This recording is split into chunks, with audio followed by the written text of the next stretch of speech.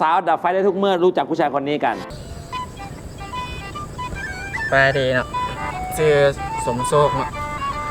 ปัจจุบันอายุ22ปีเนาะรวงสูง1.70 เนาะแล้วก็งานอดิเรกก็คือเลาะตูดเนาะกินจนส่งขาดเสียขาดไปแหละเป็นเมาแล้วก็เลาะตูดงานอดิเรกบ่ได้ก็คือเหตุผลที่มารายการนี้ก็อยากได้เมียเนาะ อยากฝากถึงสาวๆ30 คนที่ยังเปิดไฟได้ไว้เนาะทำมักผู้บ่าวกินนอนเมาเลาะตูดต้มตุ่นไปแต่ละมือเนาะเปิดไฟไว้ชอบผู้ชายคนนี้ให้เปิดไฟไว้แต่ถ้าไม่ชอบดับไฟ